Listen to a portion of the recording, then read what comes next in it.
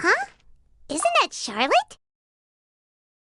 What could she want with Lapine Pauline? Pretty please with the cherry on top, Charlotte! Journalist extraordinaire! Please tell me you're joking! I read that a gang of criminals tricked the Gardamex by disguising themselves as blubber beasts. It's true, isn't it? It has to be! I've invested all my savings into graph adversarial technology and even taken out a sizable bank loan. I'm begging you like the beggiest beggar in all of begdom. Okay. I need you to calm down a little, Miss Lapine Pauline. I admire your passion for your research, and I don't mean to dash your hopes for those, big-ticket orders. But I'm afraid I'm not joking. The Blubber Beast incident was a short story mailed to us by an anonymous amateur author, written in the style of a true story. Oh, Paimon sees what happened here. Sounds like the report Lapine Pauline read in the Steambird wasn't in the news section after all. Funnily enough, I actually remember being in a meeting where the editing team was debating the potential risk of misleading the public with this story. They even went to Maison Gardiennage for advice. But to our surprise, they fully supported us printing it. They figured that the false intel would be a great way to dupe potential criminals into wearing ridiculous costumes when breaking the law. In truth, Gardamex are extremely sophisticated in their capabilities. They can identify criminals just as reliably as the best human guards, so a crude disguise isn't going to get you far. If anything, it'll just make you stand out all the more. Since we ran that story, the Maison Gardiennage has made a slew of arrests, including, one phantom blubber beast, a titanic red-crowned finch, and a specter man. So I knew this story had helped out law enforcement, but this is the first time I'm learning of an innocent citizen being deceived by it, and investing so much mora for nothing.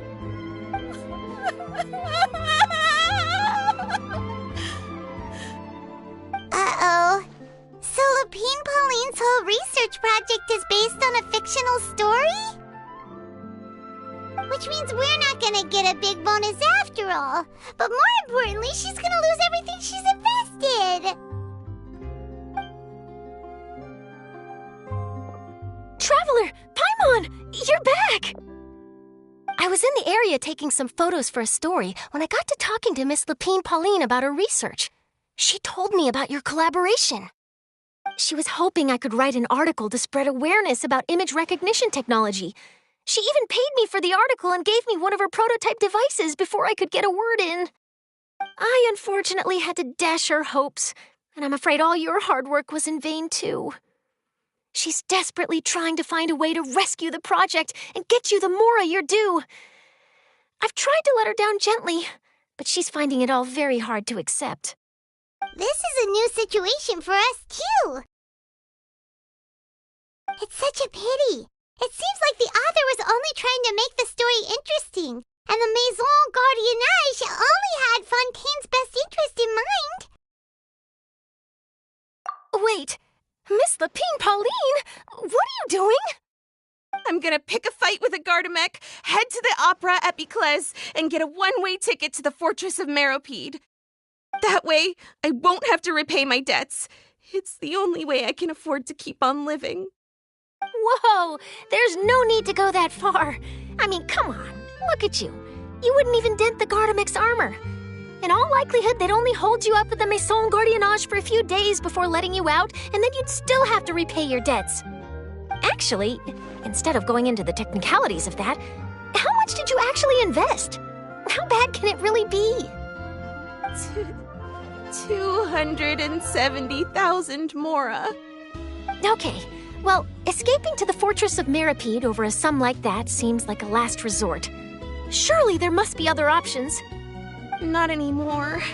I used to be an equipment supplier to the Fontaine Research Institute before that blew to pieces, and now I'm just a small-time engineer. I scraped together some savings over the past few years, but I put every last mora into this project, and now I'm left with nothing. It's not just my savings that are gone.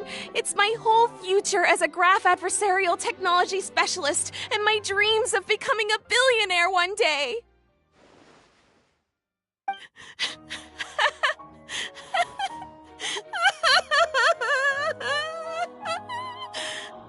My life is over. Don't despair, Miss Lapine Pauline. I think I know a way for you to turn this around. This prototype you've given me, the camera lens for image recognition sample collection. It's really quite something. You said you designed it specifically for high-fidelity image capture and analysis, yes? The rapid focal length adjustment is a very useful function in its own right. It's sure to make many journalists' jobs much easier. In fact, I'd say it has the potential to revolutionize Fontaine's news media. So your research efforts thus far are by no means in vain. The technology you've developed may have many applications that you've never even considered. Really? Absolutely. I've been working as a journalist for the Steambird for a long time now. No one understands the issues we journalists face on a day-to-day basis better than me. So keep calm, take heart, and start thinking about mass production. In the meantime, I'll show your invention to all my colleagues to drum up interest in your product. I can't believe it! If this is true, then I can look into setting up a whole camera lens development pipeline. My big-ticket orders and billionaire aspirations are still in the cards. Oh, maybe I should consider taking out another loan. That way, I can rapidly improve the lens production process, be the first to market, and prepare to battle for dominance in the camera industry. Come on, stop daydreaming about your pipelines for a minute. Just take it one step at a time and see how it goes. There's no sense in putting all your eggs in one basket before things are even off the ground. And I can probably speak to some people I know and license my image recognition device to a workshop to raise some funds. I can't believe I didn't think of this sooner. There's no time to lose. I need to get to work. Early bird gets the worm. Can you believe her? She just ran off. Paimon's pretty sure our advice went in one ear and out the other. It's understandable. When inspiration and passion strike at the same time, it's all too easy to throw yourself headfirst into your work and forget about everyone around you. A lot of journalists are the same way when they're first starting out. But don't you worry. I'm gonna write an article on all this, and I'll be checking in on her regularly. Her research has the potential to benefit the entire journalistic community. I'll give her plenty of input to stop her from going down any rabbit holes and make sure mass production of her lens can begin as soon as possible. It's reassuring to know that you'll be looking out for her, Charlotte. Actually, you know what? Why don't you two take this prototype lens?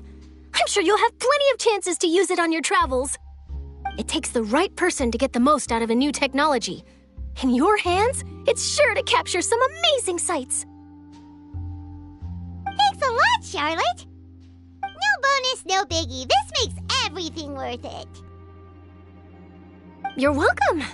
I got something out of this, too. The beginnings of a very interesting news story. The boundaries between real news reports and news-like fiction must not be blurred, even when there's a compelling justification for doing so. Yes, that's how I'll phrase it to the editors when I give them my feedback. Let's hope we don't mislead any more well-meaning citizens in the future.